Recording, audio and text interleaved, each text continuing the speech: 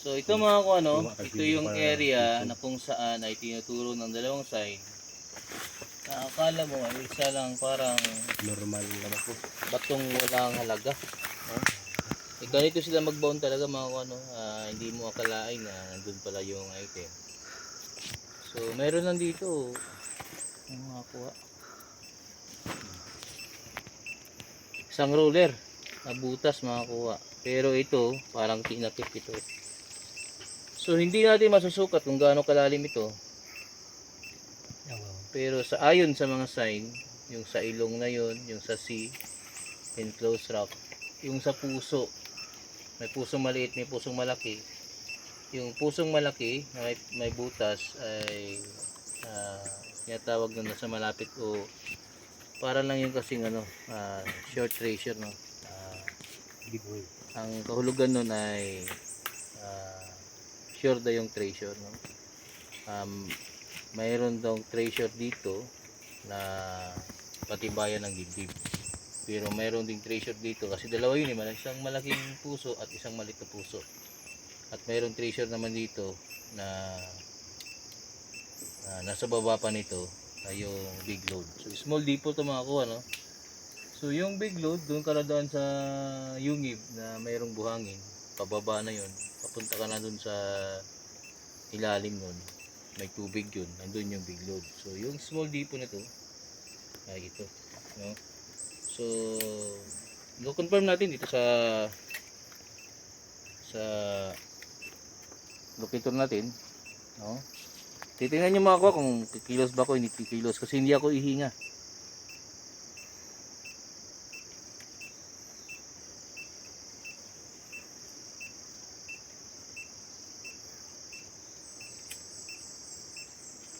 Ayan mga kuha, no. So kumpirmado, ilang beses ko na inert ulit, dito siya tumuturo. Yung doon tinuturo niya, hinihigop niya yung malaki. So ito, itong sinasabi ko mga kuha sa mga naglulukit, no. Basahin niyo muna mabuti yung area, tapos dikitan ninyo saka kayo maglukit. Kasi kung sa malayo pa kayo maglukit mga kuha, ay hahabulin niyo yung mas malaki, no. Mas malaki yung ang tawag doon frequency, no? So ito mas maliit na frequency, so kailangan yung dikitan.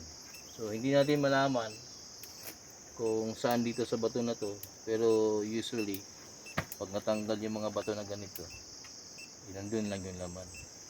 So hindi pa natin alam kung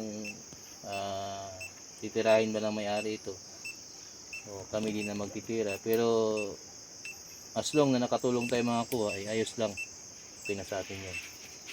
So ito yung magiging bibigay kong project sa kanila, pati yung balon. Mayroon pang isa, no? Mayroon pa isa. Dalawa pa ata. Pero mamimili na lang sila kasi itong area na to ay tigilan ng hapon. Ituturo natin mamaya sa inyo kung gaano kalayo yung nilakad namin bago kami nakarating dito, no? Sa highway kami, tapos tuturo namin yung bundok.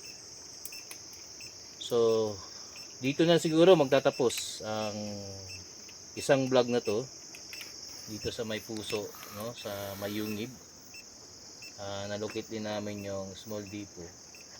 Kung mapapansin nyo ay parang hindi mo akalain na dito nilagay, no. So yung hapon, minsan hindi sila pumunta yung hapon dito. Pumunta ba hapon dito? Pumunta ang hapon dito pero hindi na tinuro yung sign, no. So minsan yung hapon ay hindi yun sila sumisentro sa kukunin nila, no. Minsan ay talagang hindi na pupuntahan yun, kundi titingnan-tingnan lang nila. So hanggang dito na lang mga kuha. Ito yung Kuya Cecil, no. Tanghalian na, manananghalian muna kami bago kami pumunta sa isang site na naman. So itong araw na to, natulungan natin sila, nalukit natin, remap natin yung area nila. Hukay sila ng hukay, wala silang inabot. So ito baka sakaling makabingo na sila sa tulong natin. Ayos! Ayos. Ayos! Ayan mga kabaktas, ito po yung kasamahan namin. Ayan o. Ito po yung, yung may-ari. Ayan, kamag-anak at saka ama. And mga kabaktas, subaybayan po nyo kami. At sana, ayan, maraming salamat po. Wala namang ibang